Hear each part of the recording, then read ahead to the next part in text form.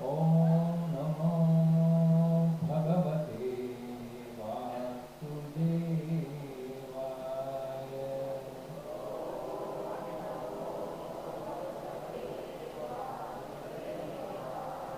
Om Namo Bhagavate Vasudevaya.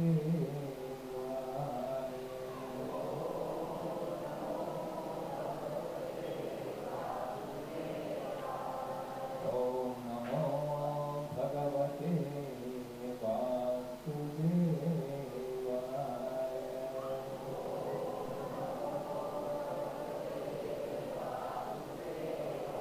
Narayanam Namaskrityam Naram Chaiva Narottamam Devim Saraswatim Vyasam Tato Jayamudire Nashtaprayeshu Abhadreshu Nityam Bhagavata Sevaya Bhagavati Uttama Shloke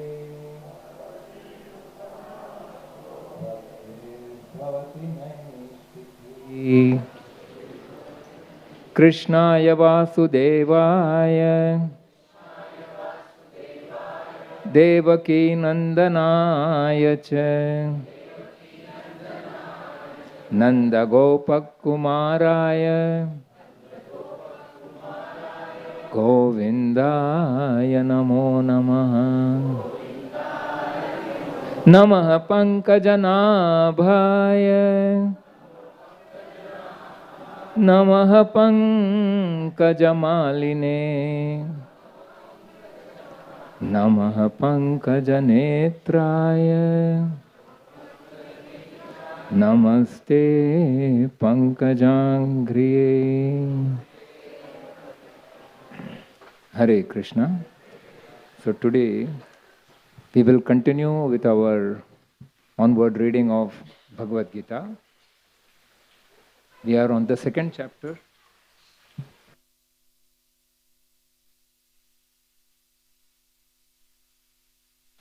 Hare Krishna.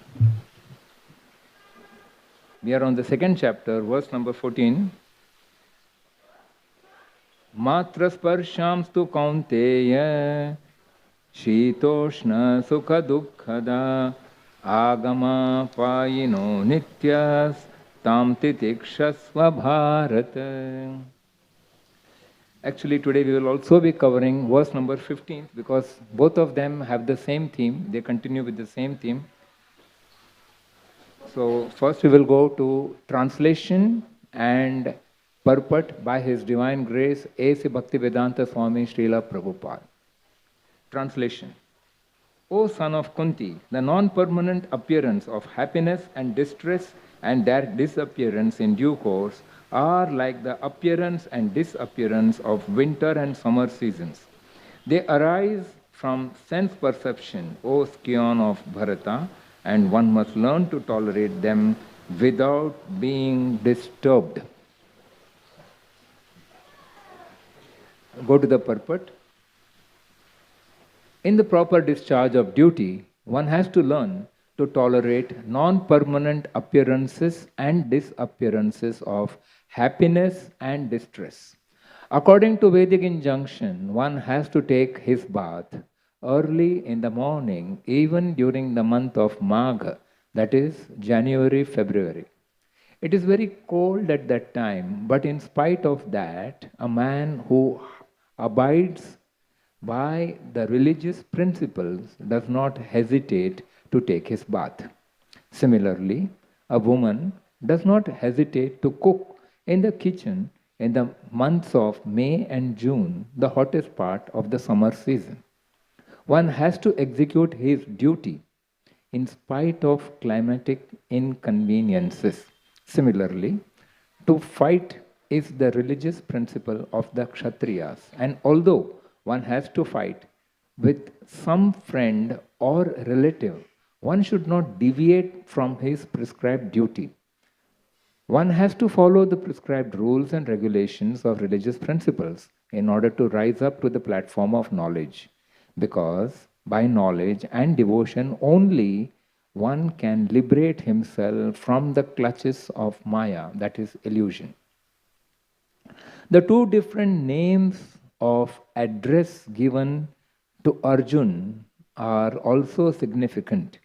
To address him as Kaunteya signifies his great blood relations from his mother's side, and to address him as Bharata signifies his greatness from his father's side.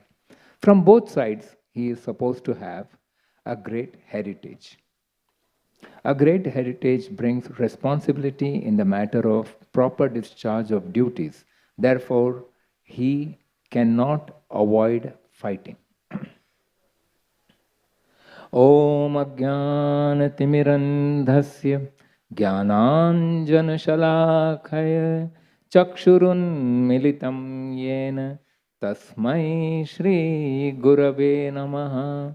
Shri Chaitanya Manobhishtam Sthapitam Yena Bhutale Swayam Rupa Kadamahyam Dadati Swapadantikam Vandeham Shri Guru Shri Yuta Padakamalam Shri Gurun Vaishnavamscha Shri Rupam Sagrajatam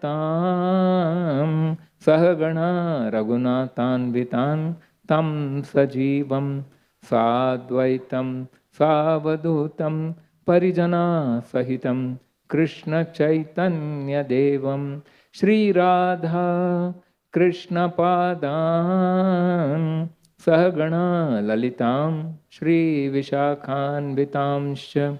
He Krishna Karuna Sindhu Dina Bandho Jagatpate Gopesha Gopika Kanta Radha Kanta Namostute Tapta Kanchana Gaurangi Radhe Vrindavaneshwari Vrishabhanu Sute Devi Pranamami Hari Priye Vancha Kalpatarubhyasya Kripa Sindhubhya Evacha Patitanam Pavanebhyo Vaishnavebhyo Namo Namaha. Jai Shri Krishna Chaitanya Prabhu Nityananda Shri Advaita Gadadhar Srivasadi Gaur Bhakta Vrinda. Hare Krishna Krishna Krishna Hare Hare Hare Rama Rama Rama Hare Hare.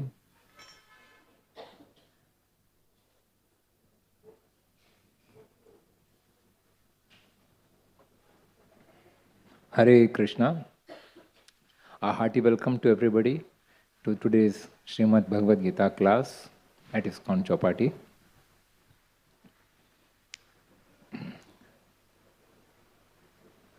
His Grace Mukund Mala Prabhu, who normally gives the lecture here, because of this month of book marathon, he is got busy with book distribution activities.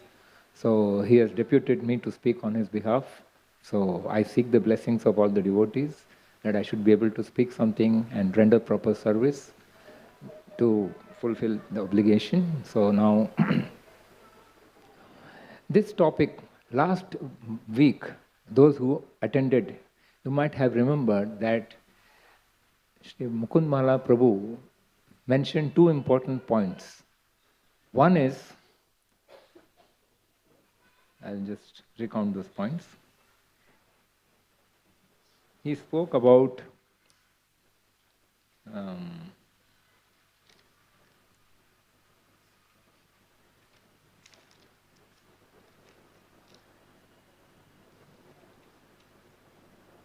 yes, car and driver analogy. I hope you remember that car and driver analogy, because now the verses on which we are doing now, second chapter of the Bhagavad Gita, from verse number 11 to verse number 30. It is completely known as the science of the soul. This particularly elaborately deals with the topic of the soul. And this topic is so very important and at the same time hardly discussed in the outside, especially the scientific community, because soul by nature cannot be seen. You cannot get it on the X-ray or even in the MRI or any other means of detection. So what happens? The scientific community, especially the materially scientific minded community, they just discard the position of the soul. They say it does not exist because there is no proof of its existence. Proof for them means to see it. आंखों देखा हाल, आंखों से देखा तो सच है, नहीं तो झूठ है. That is their summation. So therefore, they do not accept the existence of the soul. They want the soul on the table of the laboratory, where they can bisect, dissect, cut, open, and do everything. But does not lend itself to that. It is of a different nature altogether. So that is the difficulty. But so, this knowledge can only be imparted by the Gita. Even among the scriptures, there is hardly any other scripture which deals so elaborately with this topic. So therefore, last week, what Prabhuji discussed was Dehinosman yatha dehe kaumaram yauvanam jara tatha dehantara praptir dhiras tatrana muhyati, which means it is the ABCD of spirituality. When you go to school, children learn ABCD 1, 2, 3, 4 in the beginning classes.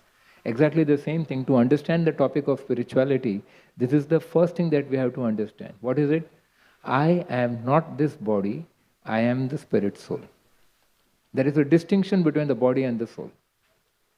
And what is that distinction? That has been described now. Now here, after describing the nature of the soul, that even while the soul lives within this body, it is continuously changing the body. The body is changing from infant to boyhood to middle age, old age, and then finally to death. So this is the cycle. But this cycle has to go through, can be gone through only if the soul is existing inside. It is like comparing a house. If there is a person living in a house, then you know constant repair and maintenance to the house is done. If there is nobody in the house, it is locked. If there is no soul in the body, it is dead. That is the situation. Now, the next topic that was discussed last time was Harsha Shoka. If you remember, the story that was mentioned, Harsha Shoka. Harsha means joy. Shoka means sorrow. So, in this world, everything comes in a combo pack. If you want only joy, you don't get it distilled and separate, clear, without any mixture of sorrow. Sorry, it doesn't come like that. It comes in a combination pack. If you go for joy, even by default you will get sorrow. You didn't ask for it, but it comes by default.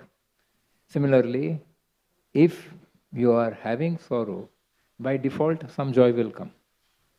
They go together, like day and night. They cannot be separated in the same way. So,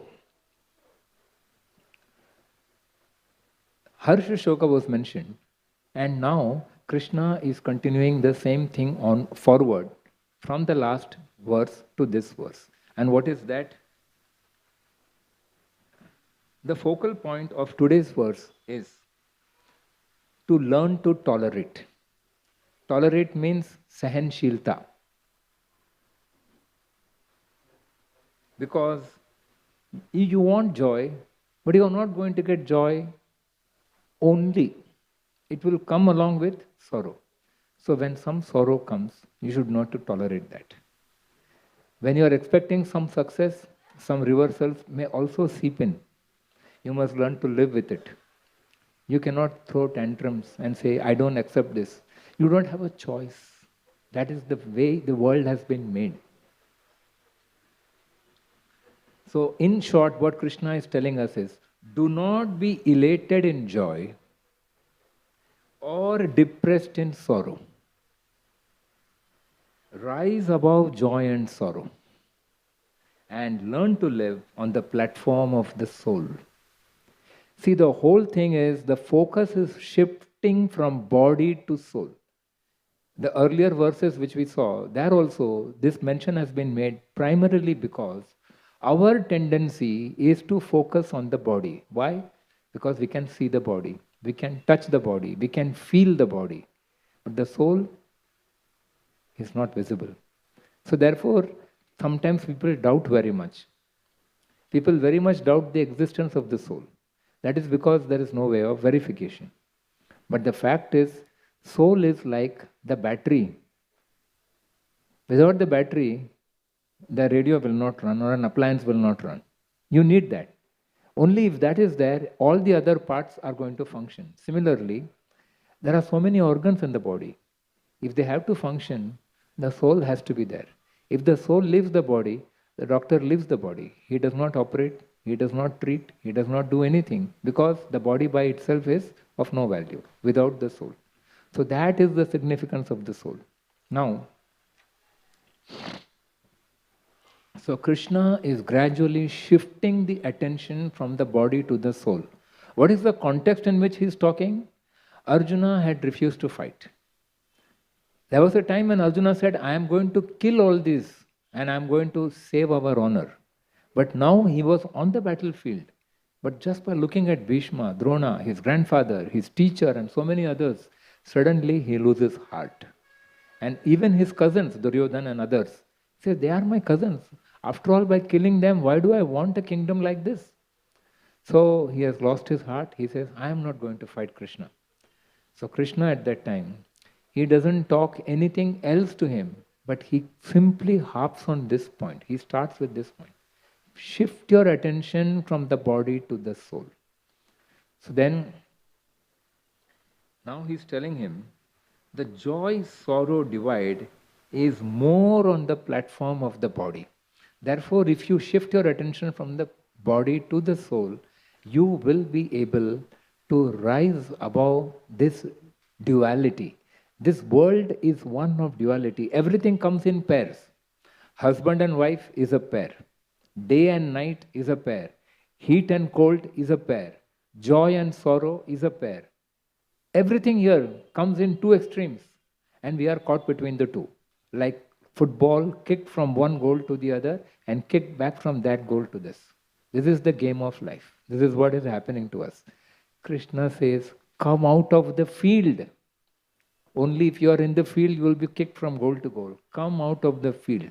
So therefore, spirituality offers us out-of-the-box solution. That is what he is doing. He is now gradually lifting up the consciousness of Arjuna from body to soul.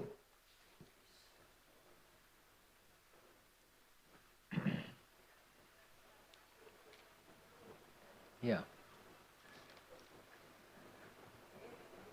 So the joy, sorrow divide. Now we again come back to the car and driver analogy, which we had referred to in the last lecture.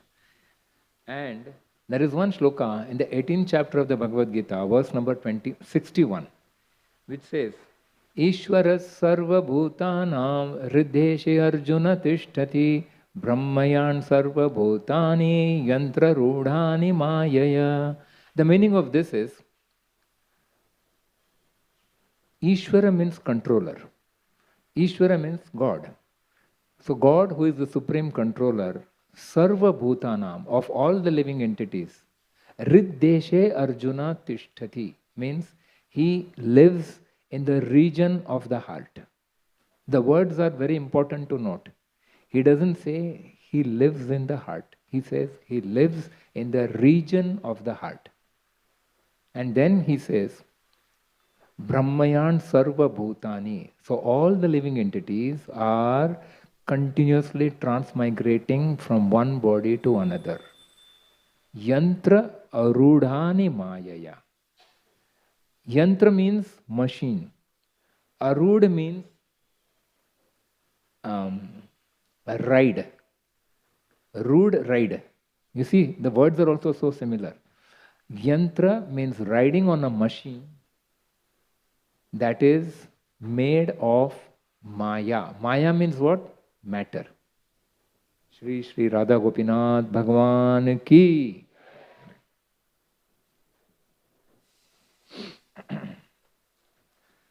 So, he says the soul is continuously transmigrating from one body to another, but this body is like a machine, but made out of what? Made out of matter. So that is the distinction between spirit and matter. Body is made of matter, but soul is of a different nature, spirit. Anything to do with spirit is spiritual. Anything to do with matter is material. So anything to do with the body is material. Anything to do with the soul is spiritual. So when we think and act and live on the platform of the soul, we are spiritual. When we think and act on the platform of the body, we are material. And what are the main necessities of the body? Food, shelter, clothing. Roti, kapda, makan. This is the main necessity of the body. So when we are working with that consciousness, then our activities are deemed to be material. But what is the constitution of the spirit, soul? It is Sat, Chit, Anand. Sat means eternal, Chit means full of knowledge, Anand means blissful. Here comes the difference. Blissful. Bliss means what? It is not joy. It is unadulterated joy. Joy that is unadulterated with sorrow. That is the difference. On the platform of the soul, you can have it. On the platform of the body, you cannot. That is the distinction. So that is why he is telling Arjun, you are confused, you are miserable because you are still existing on the platform of the body. Rise, awake, get up and come to the platform of the soul. So this in short is the message for all of us. So long as we are languishing on the platform of the body, we will continuously be confused, miserable, and not able to see clearly. Dhundlapan bolte hain usko. So we will be caught up in that. But when we rise to the platform of the soul, it is like rising above the clouds. When you rise above the clouds, what happens? The sun is clear. There is no shadow. There is no obstruction. That is clarity of vision. That comes. So now, let us go further and understand this. The soul by nature is blissful, ever happy. The remedy for overcoming sorrow in this world is to become spiritual. That is, to live on the platform of the soul, to identify oneself with the soul, not to be identified by the external temporary body. The body is temporary. Anybody who takes birth, how long will he live? How long? There is a fixed duration. You know, beyond that a person cannot live. What is that limitation due to? The limitation of the body. What happens at the time of death? The soul simply leaves the body. The soul does not die. It's only the body that dies. This distinction is being brought out by Krishna. And he is now encouraging Arjuna to see from a different point of view. And that is the greatness of the teaching of Gita. Gita helps us to come out of the box and tackle the problems of our life from that higher realm, from the realm of spirituality. Then things will fall in place. You will be able to see things better. You will be able to take the right decisions.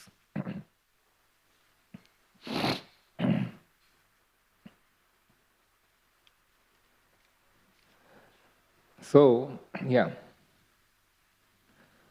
Body perceives pleasure through the senses.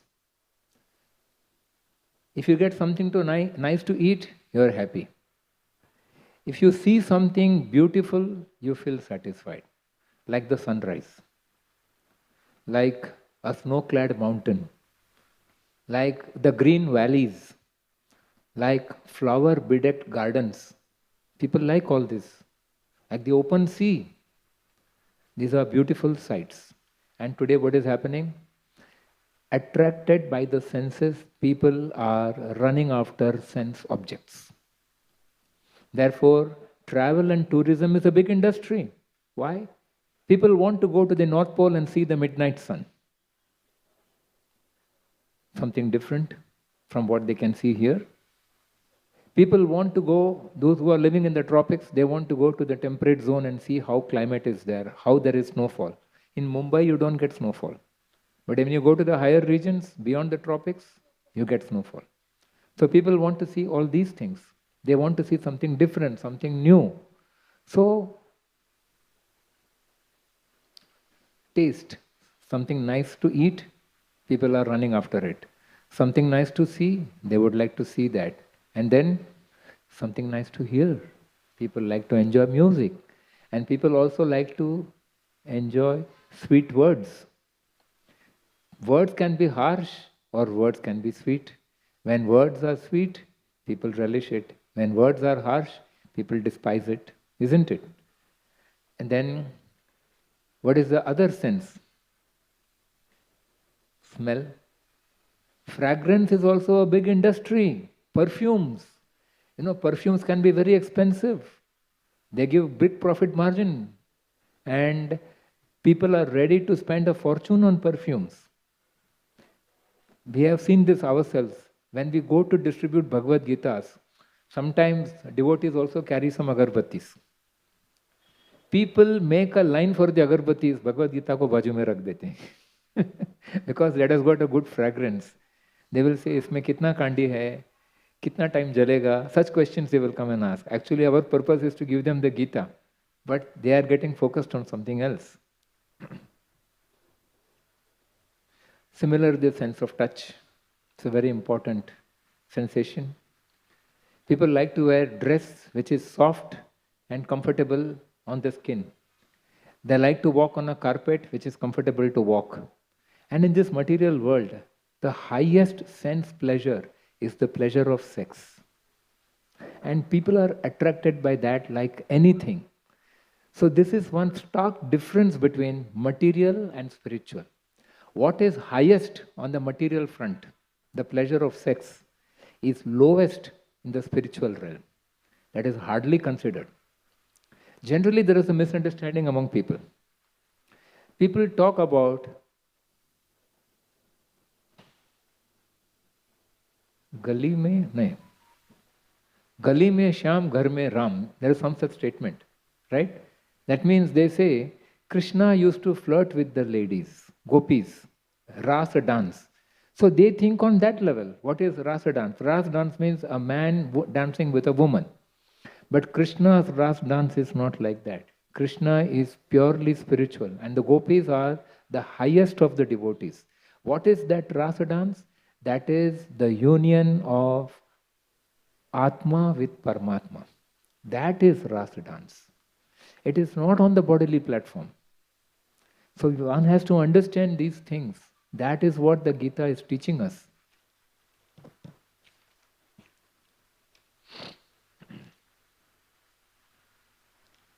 So we understand, even on a day-to-day basis, as was already given in the purport, in the month of Magh, that is the period that is overlapping January and February, it is supposed to be a cold period, at least within the region of India, in the tropical zone. So there, it's difficult for people to take bath in cold water, early morning. But what do the religious principles say? Summer or winter, we should take bath in cold water.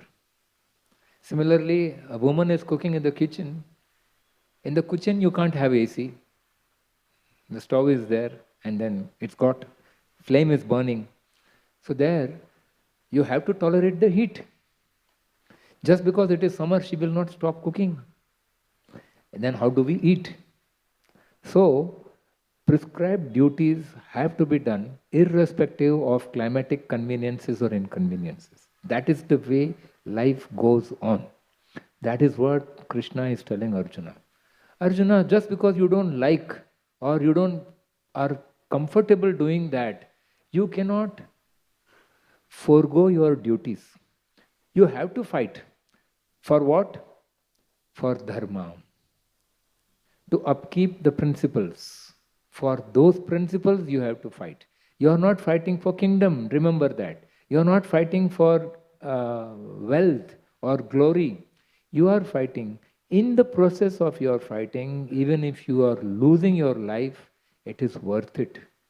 But you cannot give up your duties. So, this is what Krishna is telling us in this verse, that we cannot go away from our principles. We have to adhere to the principles just for the sake of sensory perceptions. Heat and cold is the sense of touch. Similarly, liking and dislike is the function of the mind. It's known as sankalpa vikalpa. Sankalpa means you like it, vikalpa means you don't like it. Accepting and rejecting. This is the nature of the mind. Mind is like a child. A child will say, I want it. And when you go and give it, no, no, I don't want it. I want something else. This is the nature of a child. So our mind is very fickle. It is not steady. So he says, don't be misguided by this kind of fickleness of the mind. You should have strong principles on which to base your decisions. So your principles should be fixed on religious principles, on dharmic principles. That is the exact word. Dharmic principle. Dharma means the true nature of a being. What is the true nature of fire? To burn. That means to give heat and light. If it doesn't give heat and light, it is not fire. If there is no sweetness, it cannot be sugar. Similarly, everything has a nature. That nature which gives the substance its identity. So what is that identity for the soul? Identity for the soul is to love God, is to serve God, because soul is part and parcel of the Supreme. So that is what Krishna is gradually building up to. In the next verses, those points will come. But gradually he is building up for that. Now he says, do not get misguided, do not get deviated from your main goal, and be steadfast on your principles and on your goal.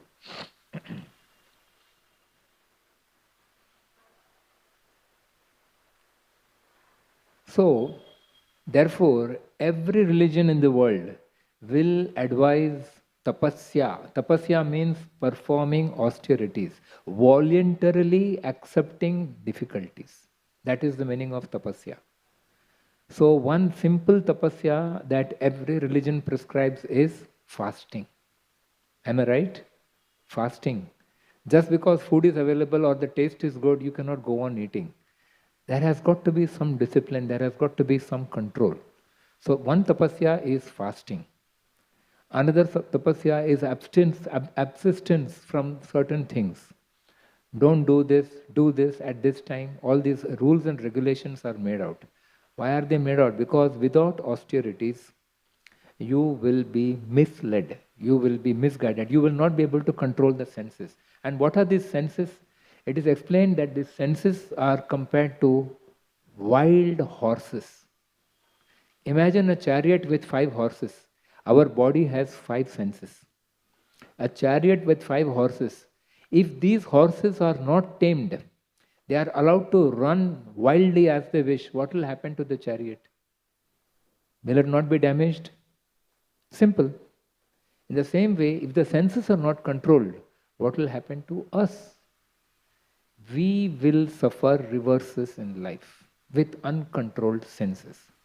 And so one whose senses are not controlled, what is the result? Will result in violence, will result in sinful activities, loose talk, so many things. There will be no discipline. Dacoity, rape, all this is lack of sense control. So how important it is to control the senses. And that is exactly the first step in sense control is what in Krishna says. Matra sparshams tu kaunteya. Simply by the coming together of the senses with the sense objects, what is released? pleasure is released in this material world. But just because that pleasure is titillating, do not go for it uncontrolled. That is what Krishna is telling here. So Arjuna is teaching us by example. It's not that Arjuna doesn't know this. He knows all these things. But he is taking the role of one who is enacting the role of one who is not in knowledge, or one who is in ignorance. And therefore he is asking these questions and Krishna is giving these replies.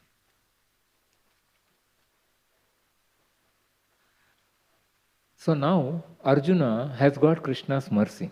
Krishna is trying to explain to him. So now, how did Arjuna get this mercy of Krishna? Krishna could have easily dismissed him.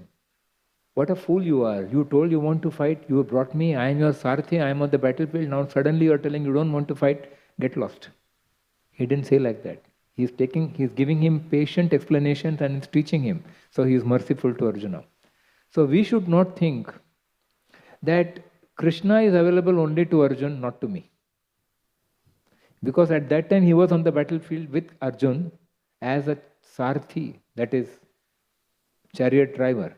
But for me, where am I? When I have problems in life, Krishna says, I am available to you in the message of the Gita. Just read the Gita and you will get the replies. And this is a fact. Gita is a reciprocative book. Please remember that. It is not like any other mundane book.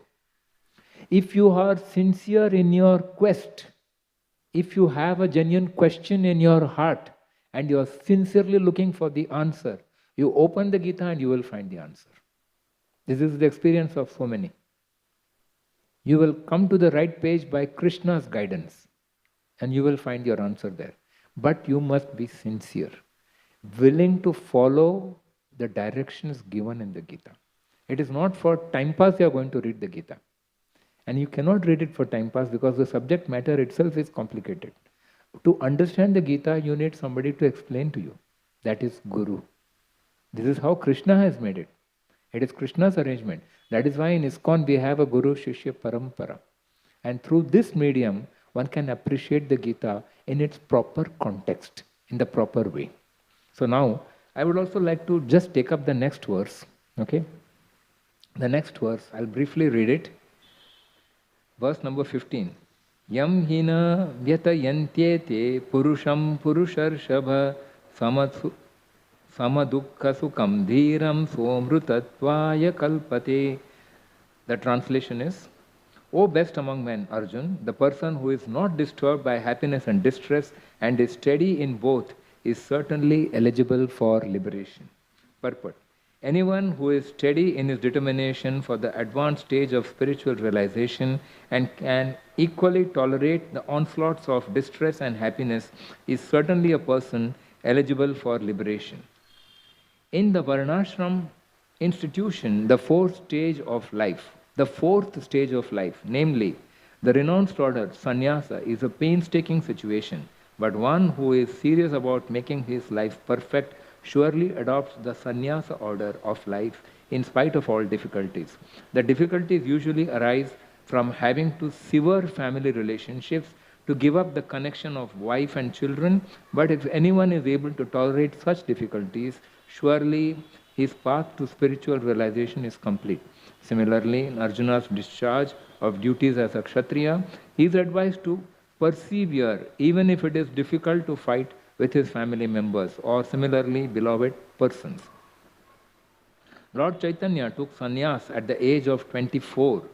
His dependents, his wife and as well as old mother had no one else to look after them. Yet for a higher cause he took sannyas and was steady in the discharge of higher duties. That is the way of achieving liberation from material bondage. This is a very important point that has been brought out. You know, in this world, when we are entangled in problems, and that too we have to make very difficult choice, people become frustrated, right or wrong? To be or not to be, to do or to die, that is the choice, and both are difficult. You cannot die and you cannot do also. The option is not given to you. You are not able to do. You are in that situation. So you say, then I want to die. No, that is also not the solution. So then people come into that kind of a very tricky situation in life. So at that time, what is explained is, very nice point is given here, and that is, yes, Krishna now mentions a spiritual goal, and that spiritual goal is liberation. By doing our prescribed duties, we obtain knowledge, jnana, which is a prerequisite for liberation. Liberation means coming out of the clutches of material entanglement. Equanimity, that is steadiness, not to be swayed by happiness, not to be depressed by sorrow. This is equanimity. So, equanimity, that is steadiness, comes from knowledge. And knowledge you get when you try to read the Gita and the scriptures. So, that is how Krishna says that how should one mold oneself?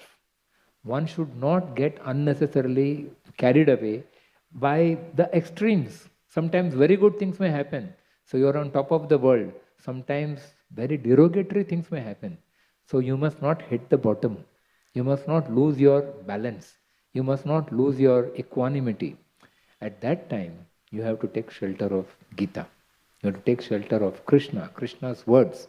And that is why this is true education. When you actually read the Gita, then you get proper education. The education we get in schools and colleges is like a car.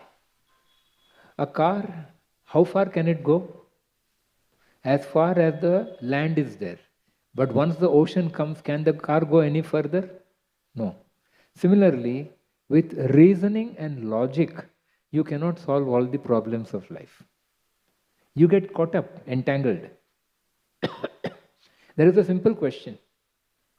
Did the hen come first or did the egg come first? This is a typical teaser for your intelligence. It cannot be answered. Krishna gives the answer. He says, neither the hen nor the egg. I came first. That's what Krishna is telling. Sarvayonishu kaunteya murtaya sambhavantiyah tasham brahma mahadyonir aham bija pradapita. He says, I am the seed-giving father for all species of life. For all the species of life, he says, I am the seed-giving father. All the species have come from me. Neither the hen came first, nor the egg came first. First Krishna came. He says, I impregnate Mother Nature, and from her comes all the species of life. This negates Darwin's theory of evolution. Today morning, Radheshyam Prabhu was speaking on this topic, and he said, the fault in material science is it does not take into account God or the Jivatma. Both are of the same nature. And therefore, they begin to speculate and they go wrong. Darwin's theory of evolution talks about evolution of the body. From aquatic came amphibious, from the amphibious came terrestrial, from the terrestrial came the arboreal. So that way he says, it is not that suddenly a squirrel began to fly, it developed wings. No, it has not happened that way. It says a soul will hop from one body to another body.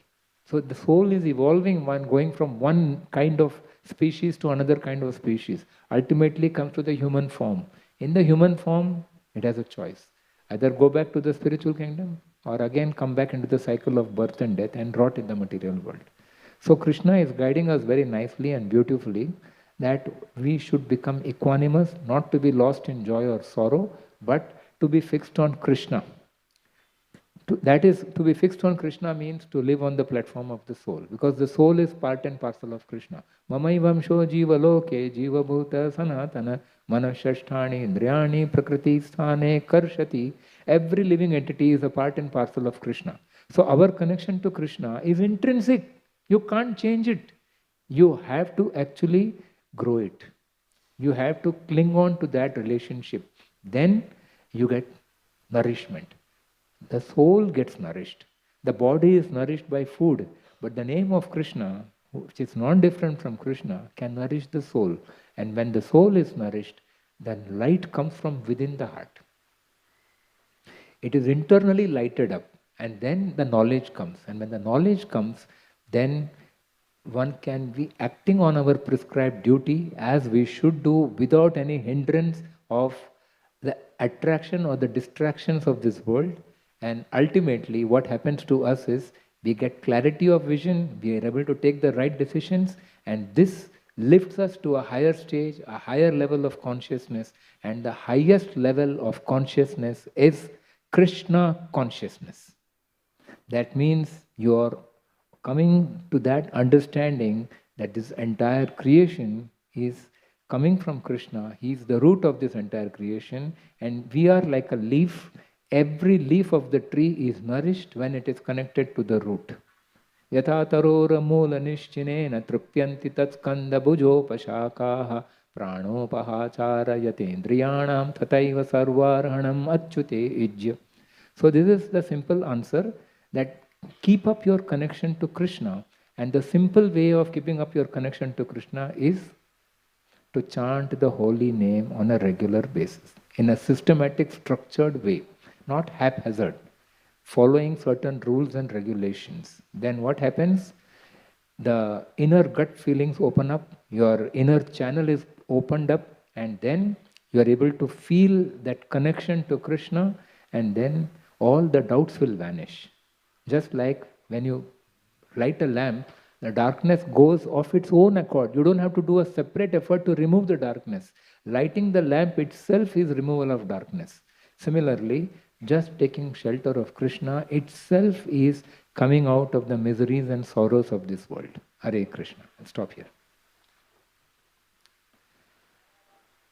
I think now by 8:30 we can go for Kirtan. Yeah, so if anybody has any questions, we can take some 1 or 2 questions. Yes, Prabhu. Can you give the mic here?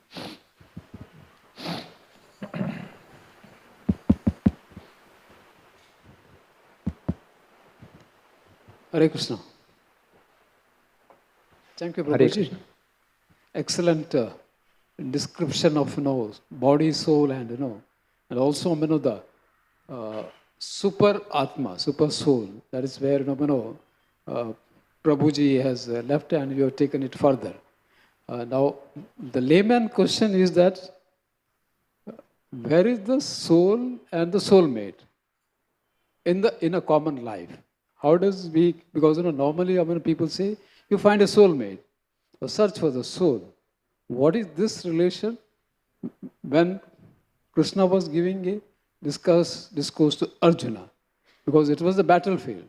Of course, this society also is in a battlefield, but how does the common man find this division of soul and the soulmates?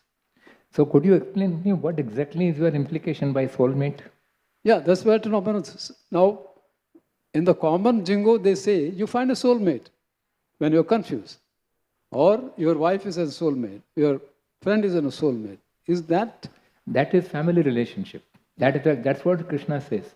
These relationships are temporary because they are based on the body. So, from your point of view, what the soulmate could be will be one's connection with the Guru. Because Guru is the one who will connect you to Krishna.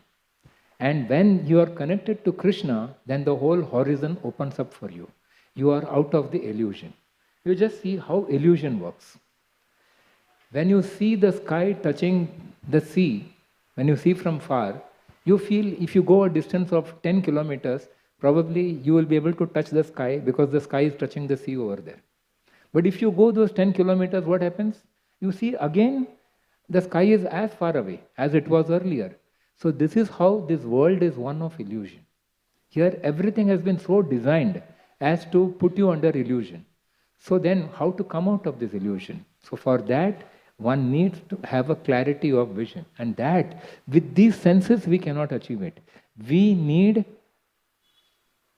senses of knowledge. That means not with charma chakshu, but with jnana chakshu, you can see the truth as it is. And that jnana chakshu is given by Guru. Guru is a representative of Krishna who actually guides you on the path of life to bring you out of all the confusions and to reinstate you in your original constitutional position of eternal service to the Lord in a submissive way. That is the real constitutional position of the soul. So for that, one has to actually approach a bona fide guru, and that approaching of the bona fide guru comes by sincere seeking from the heart. Krishna gives you the connection to the guru, and through the guru, all the knowledge is clarified, understanding becomes clear, and then one is able to go on the path of life in a happy way, in a really blissful way. That is the simple solution. So according to your understanding, guru should be the soulmate. Not these bodily relationships, they are only temporary. They will go away. Ultimately, they have to wither away. Hare Krishna. Thank you. Hare Krishna. I hope there is no other question. So we can start the kirtans and be ready for the Shayan Arti. Hare Shayan Darshan. Hare Krishna. Srimad Bhagavad Gita ki Jai. Hare Krishna.